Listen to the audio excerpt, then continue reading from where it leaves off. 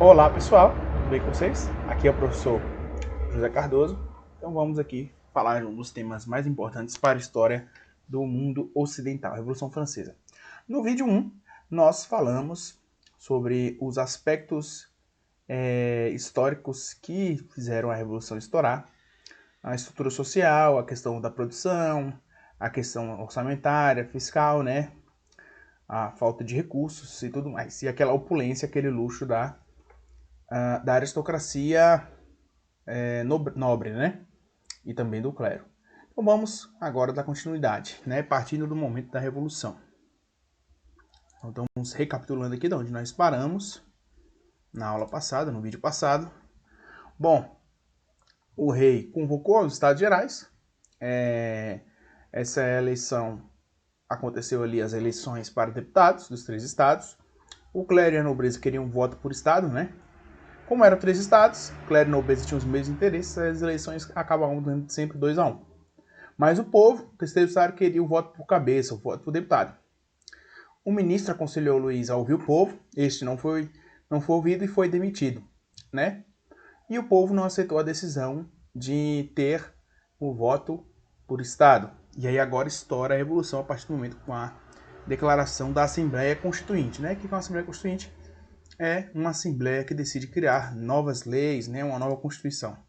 Então agora vamos começar de fé e fato a Revolução Francesa.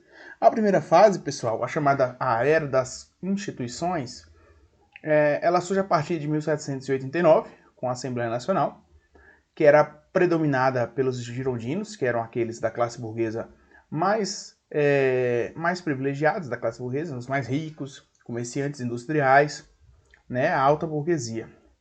Eles eram mais reformistas, né, diferente dos jacobinos que eram mais radicais e queriam mudanças mais profundas e mais radicais na sociedade, né? Um dos principais acontecimentos dessa época foi o Grande Medo. Por quê? No meio rural francês, camponeses e nobres armaram-se prevendo um confrontamento mútuo, né? Apenas em casos isolados, camponeses invadiram e saquearam propriedades feudais. Entretanto, um sentimento de pânico generalizado tomou conta dos franceses, né? Esse foi o chamado Grande Medo. Outro destaque também foi a tomada da Bastilha, né? A Bastilha, pessoal, era uma prisão política, uma grande expressão do absolutismo, né? Um símbolo do absolutismo.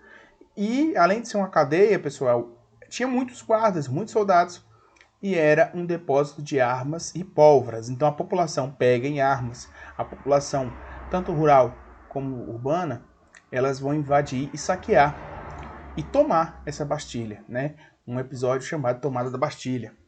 Teve muito enfrentamento, muito sangue, muitas mortes.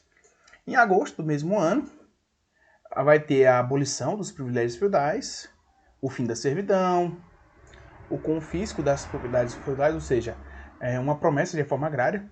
O Estado revolucionário vai tomar as terras dos senhores feudais, né? E aqueles que defendiam a aristocracia vão fugir para a Áustria ou Prússia, porque senão vão ser perseguidos.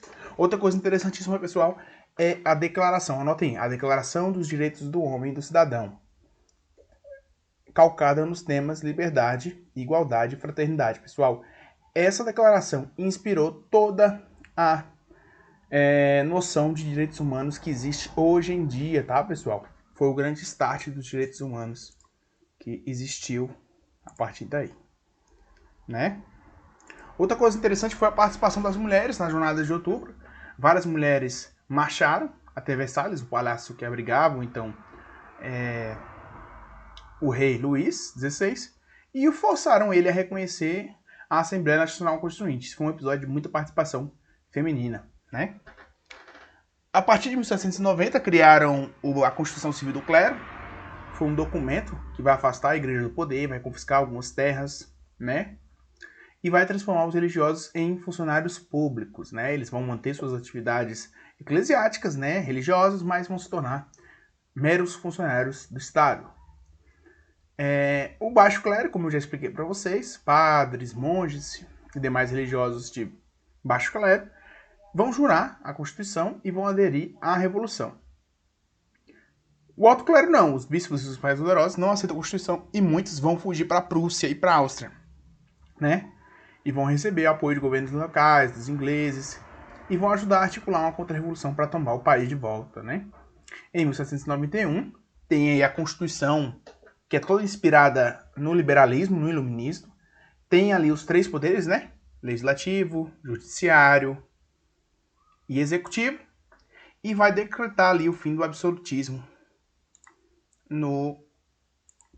na França. Então, essa primeira fase, ela é bastante, como eu posso falar, bastante significativa pelos legados históricos que eles deixaram.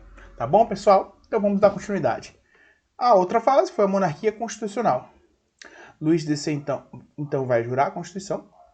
A Áustria e a Prússia, que são representantes do absolutismo, vão declarar a guerra à França, porque eles tinham o objetivo de impedir que aquelas ideias avançassem pelos outros reinos da Europa, né?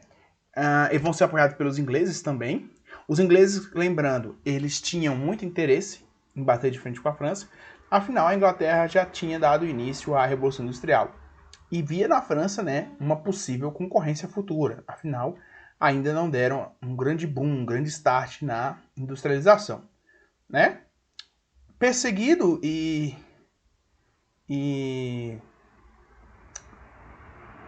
acorralado pela população, Luís XVI tenta fugir para a Áustria, né? É capturado na cidade de Varennes, é levado preso até Paris, onde o povo vai se mobilizar, vão formar pelotões populares. E aí os jacobinos, que eram aqueles da burguesia mais ligados ao povo mais pobre, né, vão se mobilizar e vão liderar essa revolta. Aí vão proclamar a República e Luís XVI, que era o antigo rei, e Maria Antonieta, né, vão ser guilhotinados, né? Eles vão, inclusive aquele episódio onde cortam a cabeça do rei e mostram a sua cabeça para a população, né, mostrando que tinham ali dado um basta no absolutismo. Pois bem, pessoal, então dando continuidade à segunda fase, que é a Era das Antecipações, né, de 1792 a 1794. A Convenção Nacional vai ter um predomínio marcante dos jacobinos, que eram aqueles burgueses de classes mais afastadas, né, mais ligados aos anseios populares. Vão ter o apoio dos sans-culottes, que são os trabalhadores, e também os desempregados. A liderança de Maximilien de Robespierre vai ser fundamental para esse movimento, o advogado, e também o Danton, Marat, Saint-Just, que são outros revolucionários. E a divisão dos 3 poderes ficou assim, pessoal. O executivo estava nas mãos dos comitês de salvação pública. O legislativo, nessa mesma convenção nacional, que estava, naquele momento, predominada de jacobinos. E o judiciário nos tribunais revolucionários, tá? Que vão fazer o poder judiciário na França revolucionária. Houve também aí nesse período a revolta de Vendéia, que foi marcada pelo período de terror, né? Cerca de 40 mil, pessoal. Período de terror é muito importante para entender a Revolução Francesa.